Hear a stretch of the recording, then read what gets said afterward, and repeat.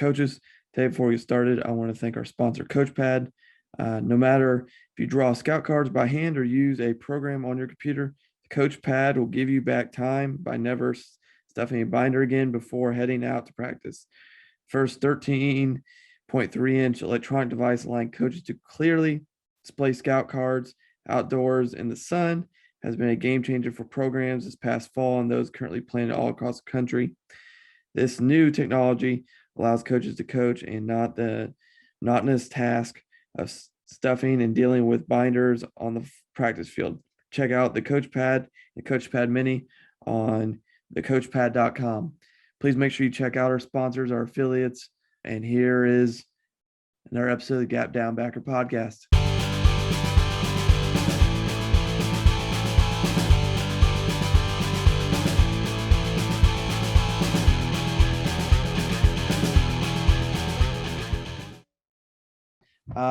Welcome back to another episode of the Gap Down Backer podcast. Today we have a fantastic guest with us. He is the special teams coordinator and linebacker coach at my alma mater, Ohio University. Coach Nate Faanes.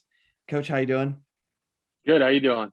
I'm doing good. Coach, can't complain. I'm glad I can get another. I think this would be the fourth coach from the best university, the fourth best university in the state of Ohio.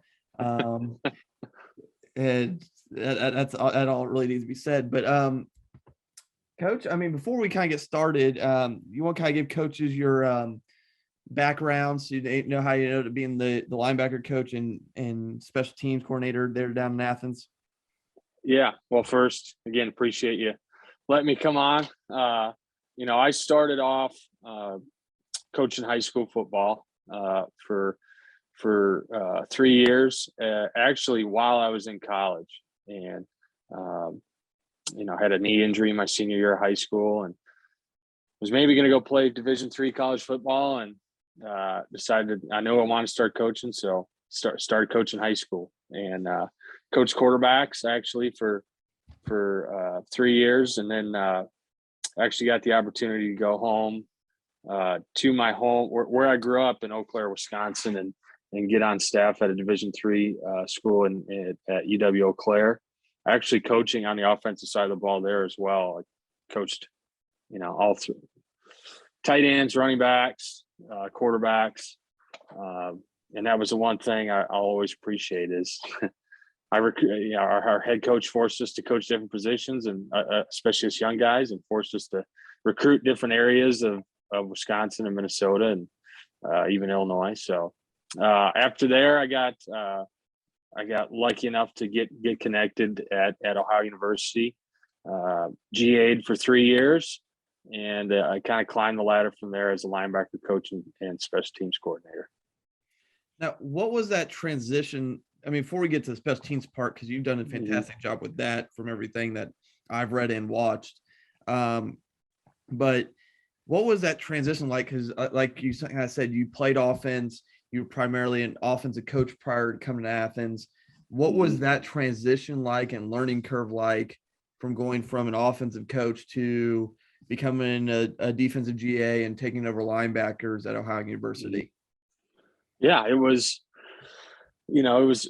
I think it definitely helped me be a better defensive coach that I coached on offense all those years. That's for sure. How I can always bring a little different perspective being a former quarterback, quote unquote, and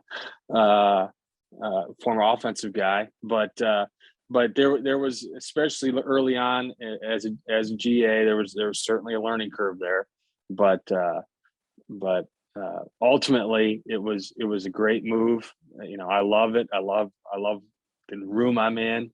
But early on there was some fundamental things that I had to learn.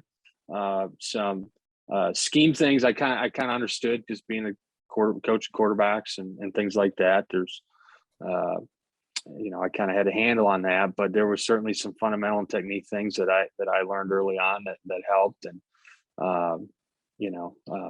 but I really enjoy it now. So good.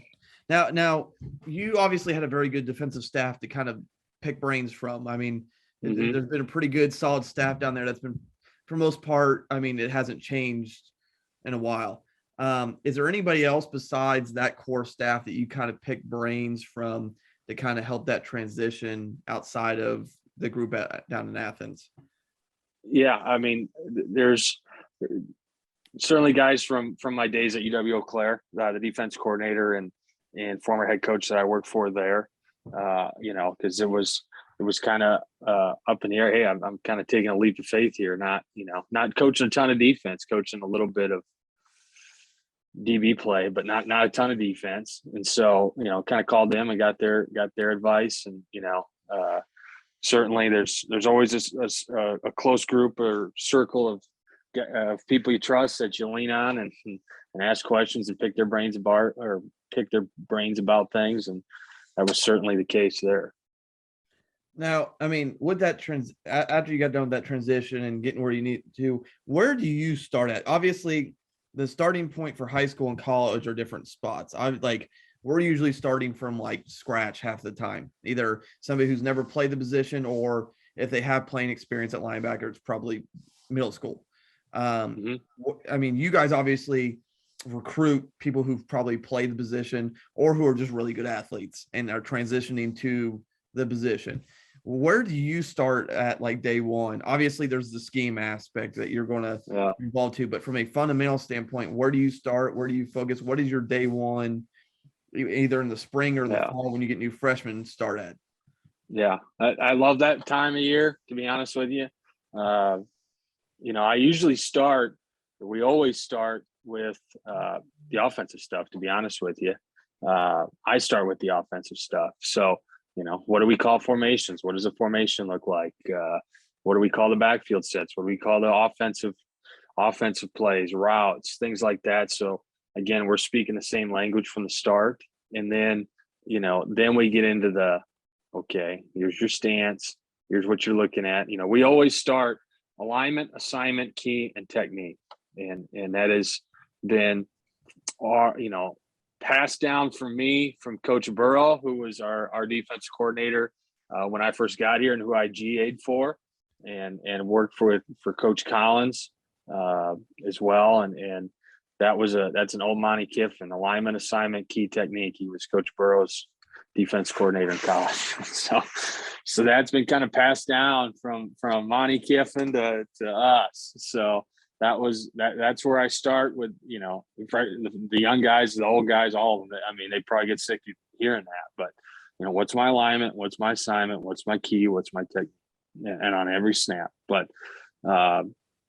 start with the offensive stuff, stance and start and start breaking down, run game techniques and it kind of goes from there. But the first thing is we got to be speaking the same language because it's all the same things, somebody might call it power or, whatever. Everybody's got a different term for that route. Everybody's got a different term. It's all the same. So we just speaking the same language. Now, I mean, and you don't have to tell me the specifics of it, but do you guys on defense try to make sure your terminology is as close or the same as the offensive terminology on the offensive staff? That way there's an easy communication back and forth on what you need to have, say, especially for practice points. Yeah, for the most part. I mean, there's some things that we'll call different, we got different terms for or something, but yeah, certainly for the most part, we're trying to, it's the same deal, right? We're trying to speak the same language with our kids. We're trying to speak the same language with the coaches. And so everybody's on the same page. Yeah. So yeah, we try to do as much crossover as we can. If we see a new route or something, hey, that's what our offense calls this or whatever. Okay. So we will, there are some things that we won't call the same. We might have a blitz called something that our offense calls a route. We don't want to call it the same, whatever. Yeah. There's certain circumstances that way where we don't want to confuse our guys, but for the most part, we try to be in sync that way. Okay. Now, I mean, going back to your alignment, assignment, key, technique, where do you start drill wise on the field? I'm always curious about this because, like, I took over. It's not the first time I've coached linebackers, but it's last year was the first time I'd coached linebackers in probably, I don't know, 5 or 6 years. Where do you start drill wise, and how do you drill those things from a practice standpoint? And then on top of that, how much time do you get for practice from an individual standpoint? The first thing I always start with is stance and start. I mean, just like any, receiver, whatever position you're coaching, that's usually day one stuff. But we always start with stance and start, some sort of movement drill of keying a tailback, and I'm in my stance, and flow one way, inside zone one way, outside zone the other way, counter, things like that. Footwork. I don't do a ton of like bag work or things during the season, but certainly footwork wise and eye wise, just keying a back and mirroring his footwork, things like that. It depends on the time of year for individual. Usually fall camp is pretty heavy individual, and depending on the practice, try to get 20 minutes of it, and at least, if not more, and then do some sort of group work, whether it's a half line pass drill with the DBs or something along those lines with run fits on the can. I do a lot of walkthroughs and pre-practice on cans, and focusing on eyes and movement and keys and footwork, and then again getting individual and then group work with some of the other defensive guys. Okay. Now, what is that? Now, I've always been a big proponent of trash cans personally, but what is your like run fit or your trash can period look like? What are you looking for? How intense is it? Yeah. I think that's personally, I know some people are not proponents of it, but I'm a big proponent of fitting and walking through. Oh, I love it. Memory. Yeah, I think the kids probably get sick of it, but yeah, I love it. I have two sets of cans. I have our 5 O-lineman cans, and I have 4 smaller yellow cans that were D-lineman that's set the front. So we go through our pre-snap communication. Again, you try to make it everything you do as game-like as possible. Game-like movement, get your pads down. It's not a true, standing walking around, but it's as game-like as we can make it.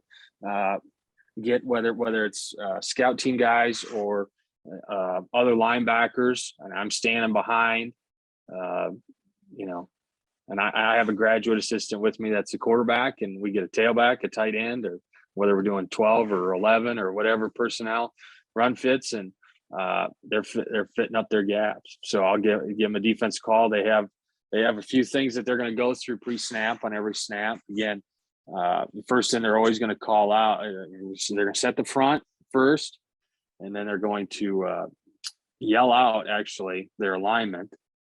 And so the Mike linebackers always communicate in their alignment, and then they're going to communicate their run fit. So we have a name for each run fit. We don't have very many run fits, but that all gets communicated pre-snap. So, we go through our pre-snap, communication of that, and then execute the call, whatever the call is in the run fit, and whatever the run game is that week, we're going to see a bunch of. We'll get a ton of reps of that. But yeah, I do it a lot. I do it a lot in pre-practice, before practice, or walkthroughs. I think it's extremely beneficial. Okay. Now, I mean, I just completely lost my train of thought, but I'll just move on to the next thing because it'll come back to me at some point. Yeah.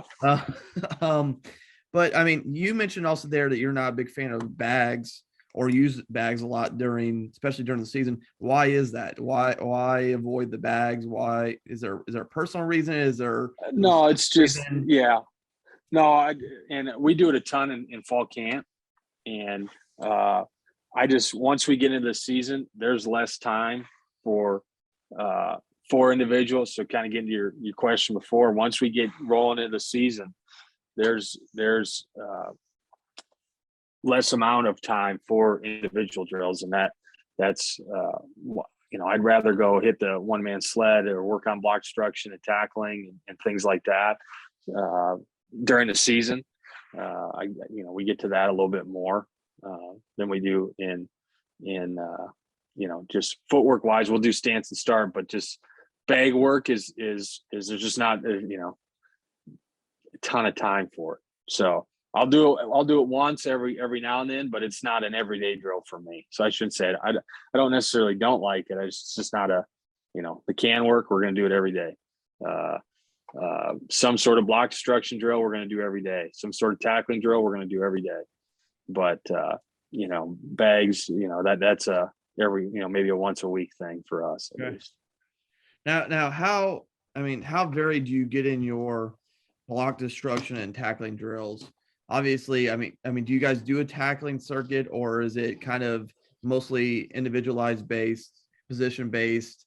And then is some of that based off, okay, we're sucking at this, so we need to work on this open field tackle, or certainly. How do you guys focus on that? Yeah, but we do both. We do a tackling circuit. We do a block destruction circuit.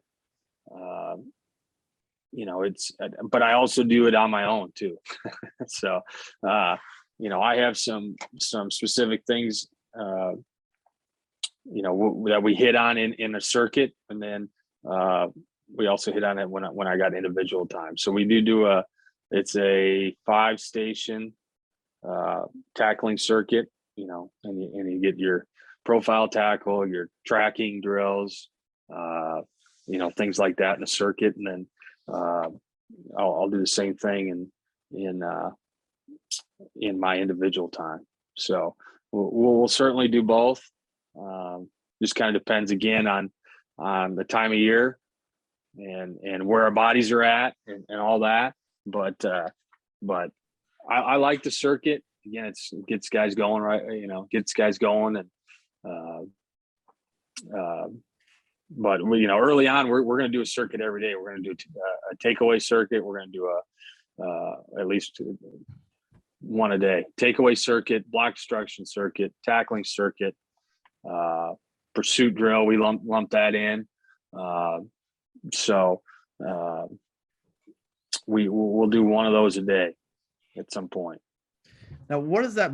I'm always curious. Like, I think most of us have a good idea of what a tackling circuit and a turnover circuit look like at this point. What does the block destruction circuit look like? How many stations? What does that kind of look like for you guys? Mm-hmm. Yeah, so we do. There's 5 stations, and we'll hit. We have 2 different kind of sleds. There's a 2-man that will hit. We have some version of a leverage sled that will hit. There's body on body, a guy locking it out and snapping it off, and then defeating the cut block. So those are, I think those are 4 of the 5. I don't know I can't remember what the last one was off the top of my head, but just different versions of getting off of blocks, how you escape, my primary gap, my secondary gap, and finishing, whether it's with a strip, we try to incorporate finishing with the ball with a strip, catch an interception, matching a hand, something like that. But we have 2 different sleds we hit. We get some engaged work where I'm nose to nose with the guy and I'm locking it out and snapping it off, and then we get about 3 yards apart. I guess that'd be the last one, about 3 yards apart, and lock it out and snap it off. So some perimeter stuff in there. So yeah. Okay. Now, my next question is, from a pass pro perspective, is how do you teach pass drops to your linebackers, moving on from our blocking circuit, but when we get to a pass drop perspective, is what are you telling your linebacker? Obviously it'll change a little bit per coverage, but what are you having them look for? What are their footwork? How's that drilled for you guys? Well, we play two basic, we're either a match coverage or a zone coverage. In our zone coverage, we give them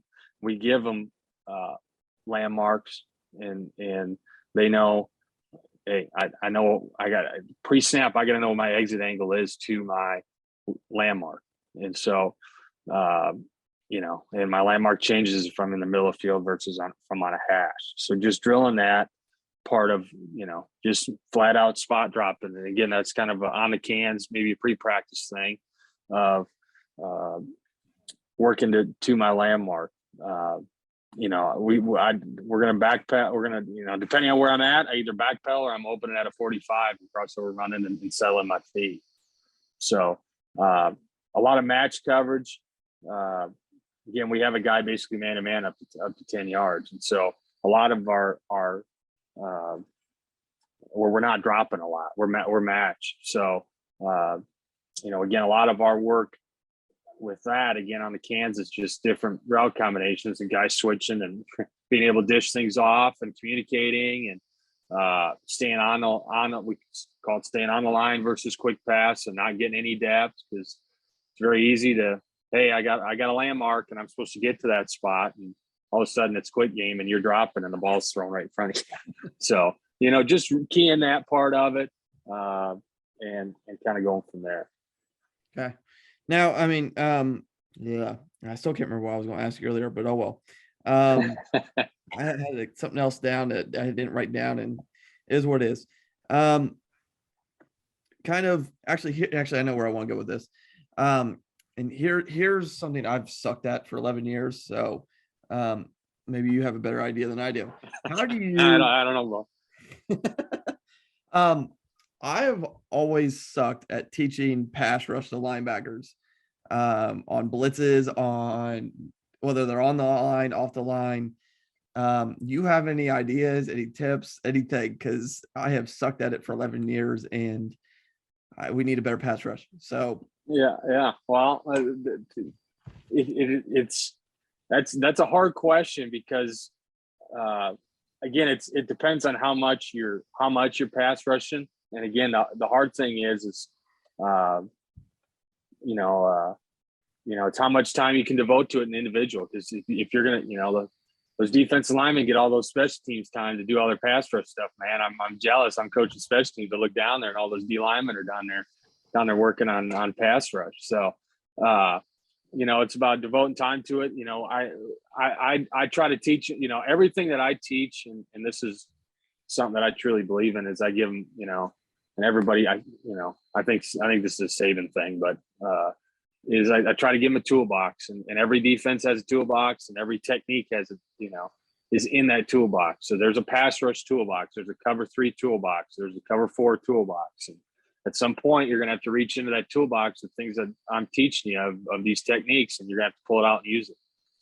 And so pass rush toolbox, again, I'm gonna teach you a couple things, and you're gonna have to have a go-to thing. You have to have a go-to pass rush when you're rolling. And I got guys where it's no, you're trying to bowl, you're trying to go through that guy. You don't get to be fancy and try to run around people. It's you go run, you stick your face in there and you try to run through them. And then there's other guys that are able to flip their hips a little bit better and maybe double swipe and get to the quarterback. But it's always hard for me because I'm trying to find the happy medium as well of am I teaching enough pass rush to these guys, or do I need to do more? Do I need to do less? Am I overcoaching? Hey, just be an athlete, right? I mean, just go beat it with speed. So I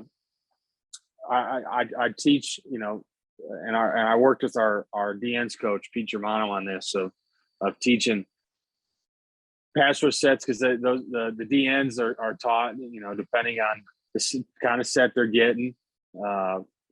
Is he vertical high? Is he vertical low? Or where's his body? What's his body demeanor? Is he perpendicular line of scrimmage? Is he square to line of scrimmage and all that stuff? And,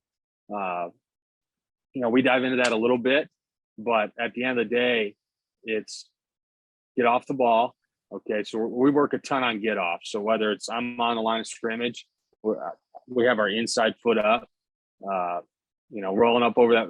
The hardest thing and the biggest thing, in my opinion, that I have to teach is your first step and your get off. And because we'll have guys false stepping, we'll have guys stepping in the bucket, or whatever you want to call it. You got to roll up over your front toe and get rolling. And that's the one thing I teach the most of. And then after that, it's about trying to win the spot and beat the tackle to the spot, or beat whoever you are to the spot. And from there, it's how do you finish? Are you gonna double swipe his hands, or are you gonna try to bull rush him? And it all kind of depends on the set. And that's kind of how we teach is it depends on the set. If that guy is perpendicular line of scrimmage, well, I'm going to try to power him back into the quarterback. And what's his?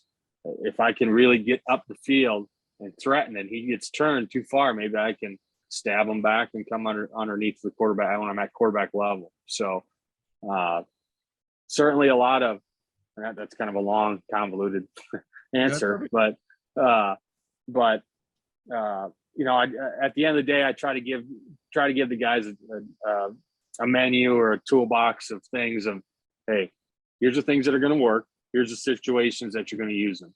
You're going to have to pull it out, find the thing that you like, find the thing that you're good at, work on it, rep it.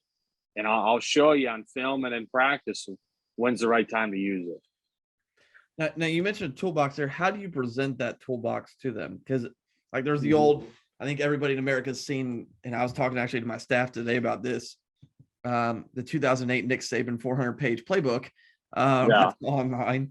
But how do you present that toolbox to them? Is there, okay, here's a manual, or here's a video file that you send out to them, or is it piece by piece in the classroom? How do you present that? And how does that evolve throughout? I don't know, maybe the course of time you've been a linebackers coach. Yeah. Well, it certainly has evolved. That's a great question.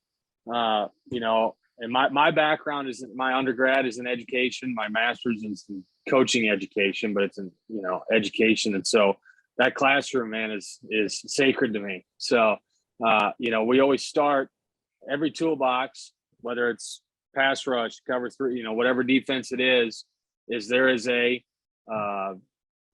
basically an index, a page index of here's it's box technique. Okay. And here's the description of it. Then I have each of those drawn out, and those guys get a binder with the manual in it, and it will have, okay, box technique is this, and then they'll go to the next page and it's drawn out for them. Here's box technique. And then I have that slide on the screen in my classroom when I'm going through film with them, and I'll, so they're writing down as I'm talking, and I'm going to show them film a box technique, and then we're going to go outside and we're going to rep it. So you're getting it. You're going to see it on the screen. You're going to see it on your paper. You're going to hear me talking about it. You're going to take notes as I'm talking about it. You're going to see film of it on the screen. And then when we go outside, you're going to actually rep it.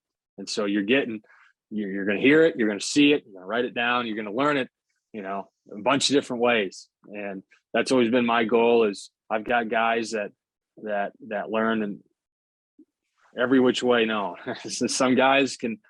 I've coached guys where you just have to say it once, and I don't have to say it anymore. They don't have to see film of it. They just got to hear it, and they can go out there and execute it. I got other guys that need to be moved and pushed and told, hey, here's where your fit is, or whatever. And so everybody learns differently. And so I got to be able to be flexible enough to teach it in a bunch of different ways. And so that's what I've always tried to do when we're installing stuff and with our technique toolboxes is, okay, here's your menu, or here's your toolbox, here's all the things in it, and then we go to the next page and it's a slide of a picture of it, and then the film of it, the description, and they're going to hear it and kind of over and over again. Now, going back to that meeting room portion, what does your meetings look like? Obviously you hold two hats here, being working special teams and then working linebackers. And they're two completely different rooms, in all honesty, because I've done both. Like special teams, it's pretty much the whole team in various chunks. Outside of really like quarterbacks who kind of, outside maybe like field goal, they're probably not on anything. And then kind of like you mentioned, D-line and O-line, unless it's field goal also. They're probably, unless they're just a fantastic athlete sprinting, they're probably not on most special teams. How do your meeting rooms look? Let's start with the special teams meeting room. Like, what does those kind of meetings look like? How do you set that up? How do you present information to those kids in those atmospheres? Same I try to keep it the same. It's a little bit, yeah, like you said, it's a lot bigger room. There's a lot more people in it. But certainly I try to keep it the same. I try to keep it, have slides, have something, you got to do something to keep guys engaged. And so it's the same. There's a toolbox for special team, every special teams unit, and every technique. There's a picture of it. There's a slide of it. There's film of it. You're gonna hear me talk about it. So it's presented very similarly, the same way as I do with the linebackers in the technique toolbox. But usually when we're in season, there's two. We usually start our day with special teams meetings. There's usually two special teams meetings for about 20 to 30 minutes. And it'll be punt return, and then we go to position meetings, and then we go to practice. So I get my special teams meeting in before the linebacker meeting. And so, depending on the day, whether it's early on in fall camp, whether it's install or when we're in the season and we're breaking somebody down, you got to do something to keep engaged. And it's been easy for me because I stepped into a good spot in special teams where guys were already engaged and loved special teams, and the special teams culture with Coach Solich and Coach Haynes and the people that came before me in this spot were fantastic. So I got kind of lucky when I stepped into that role. Now, you mentioned 20, 30-minute meetings, and you kind of mentioned keeping them engaged. How do you keep them engaged? Obviously they're a college athlete, they're supposed to be engaged, blah, blah, but I mean, it's also, and right or wrong, I mean, I'm not gonna say the attention span is probably a bad word, but they have different student athletes these days have a different ability to focus than they did 15, 20 years ago.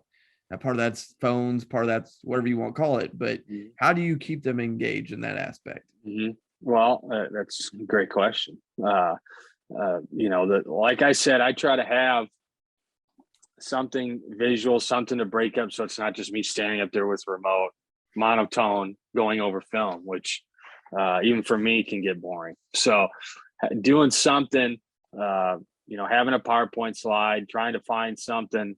I try to break up the meeting with something, if I find a film clip of something funny or something that happened in the game or something, really good teaching quality of, hey, here's a situation that happened last week or 2 weeks ago or first week of the game, whatever, something situationally that happened, hey, look at this guy, fair catch, the one hop surprise onside, like the Oklahoma. We showed our guys I don't know if you remember the Oklahoma game. I can't remember who they were playing in the season. Maybe it was TCU. I can't remember. There was a surprise onside, and the guy fair caught it very smartly. One hop, fair caught it. So we break up meetings by showing them cool teach clips like that, or trying, whether it's visual aids of slides, or we always have some sort of competition going throughout the year of for kickoff, it's the Yeager Award. Chuck Yeager broke the speed of sound, so I call it the Yeager Award. Whoever's first the opposite 40 on kickoff, gets the Yeager Award for that rep. And so, we got the countdown of who's got the most Yeagers, and production chart of who's got the most tackles inside the 20 on kickoff, or cool things like that to try to keep it competitive. Try to keep it again, trying to find cool teach clips of situations that happened. I try to find NFL film of something a guy might like, and it's the same goes for linebackers. I mean, if I can find,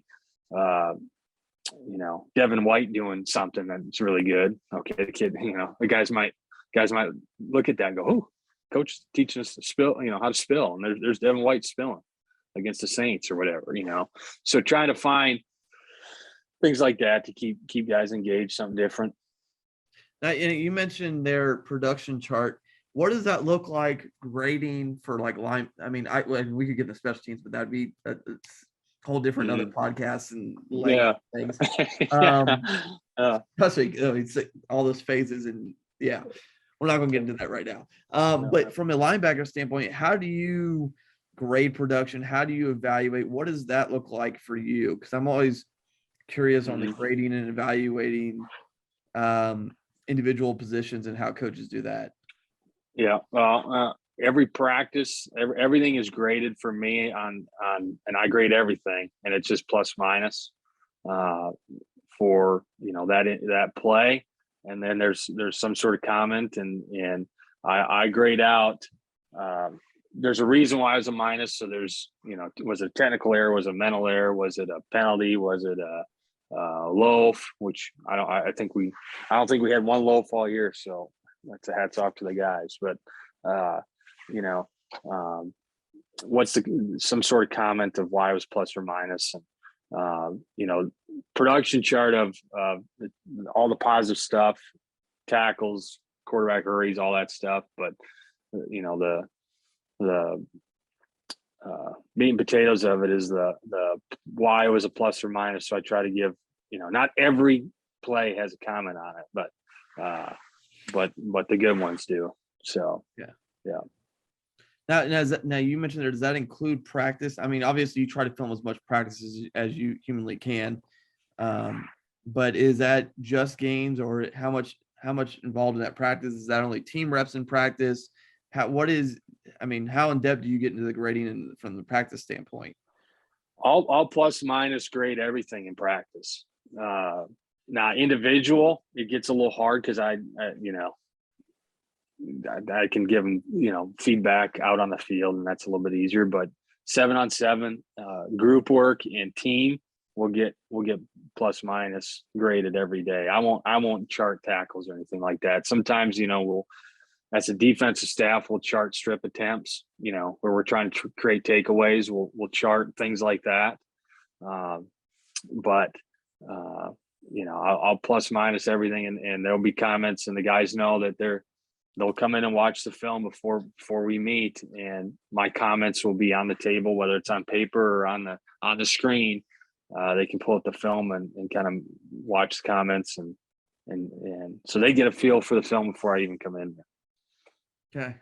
Now with the change in, not even a change, really the need to adjust due to COVID, how much of that stuff do you send out voiceovered or ahead of time for them to look at compared to what it was prior to COVID? Because obviously with the advancement of Zoom, I don't know, advancement's a horrible word, with the adjustment to Zooms and other things.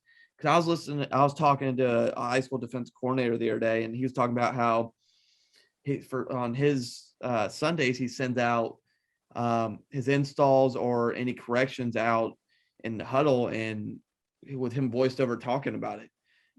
That way they can listen to it come into Monday and be good to go. How much do you mess with that with Zoom? Because I know I remember talking to Coach Izzy, and he talked about some stuff he adjusted because of obviously COVID, but how has that caused you to change any? Has that adjusted how you either present information or what's the word I'm looking for, or evaluate your kids? Yeah, I think it definitely changed how I get them the information. And so I don't do a ton of voiceover stuff. The guys know with my, my comment, depending on how detailed I really want to get. I haven't done a ton of that other than they'll either get emailed or, the night after practice. I graded after practice, and they get emailed that night with my comments and their grades from practice. And so they can check it out either that night or the next day before meetings. But I definitely, the whole Zoom, film over Zoom thing, and the choppy film, and the guys, forcing them to turn their cameras on and all that. So I knew they were paying attention was certainly something that I learned how to do. But I don't do a ton of voiceover stuff. I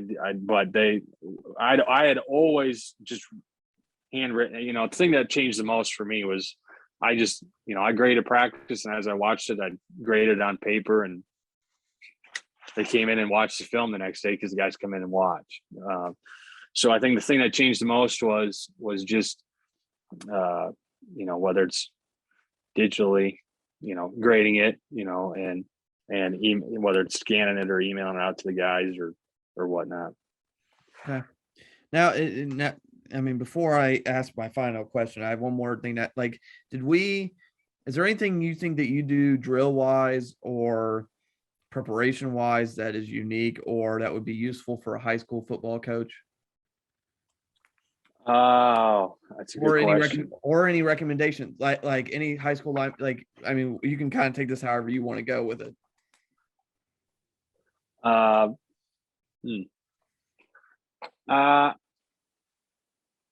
Yeah, I think, and the biggest thing that you just can't drill the enough of, and we have a million different drills for it, is the tracking part, whether you're talking man coverage or tackling. Everybody thinks the tackling is just the contact phase, when over half of it is the tracking, track, whatever you want to call it, tracking the near hip, whatever the case is. But putting guys in different, hard scenarios or different scenarios of, okay, now this is the angle you got to track, or this is a little bit different now. You're at this spot and you're nose to nose with the guy and he's going to sideline or whatever. Just tracking the near hip drills and again, the tackling and man coverage, at least at linebacker, is very similar. Tracking the near hip and getting your eyes on the near hip and whatnot. So kind of serves a dual purpose. But I do a ton of drills like that. Other than that, again, the block destruction thing is huge, and how same foot, same shoulder. Everybody talks about that, but whether you're using your hands or not, same foot, same shoulder contact, and the timing of the drills and the time up of that, and then the last thing is, and we talked about this earlier, but just the amount of stuff that I get done in a walkthrough before practice is huge. We're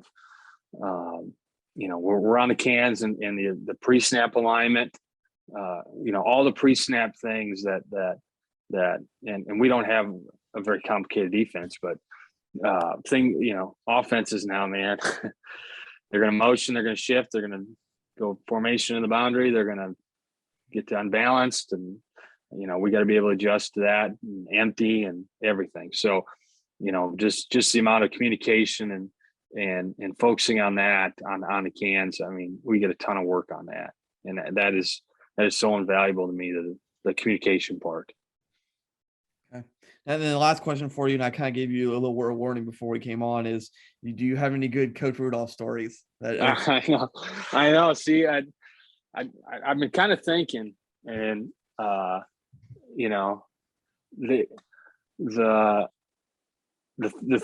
he's got so many one-liners. Okay, and so that's the thing that sticks out to me the most is his, the Southern accent one-liners. And I don't know if they're appropriate to say on here, but no, they are. But he's got so many, and you're never expecting that. That's the thing about, you're never expecting it, and so that is the best thing about Coach Rudolph is, like, and you kind of got to turn and say, what did he say? Because what did he say? Oh, okay. But the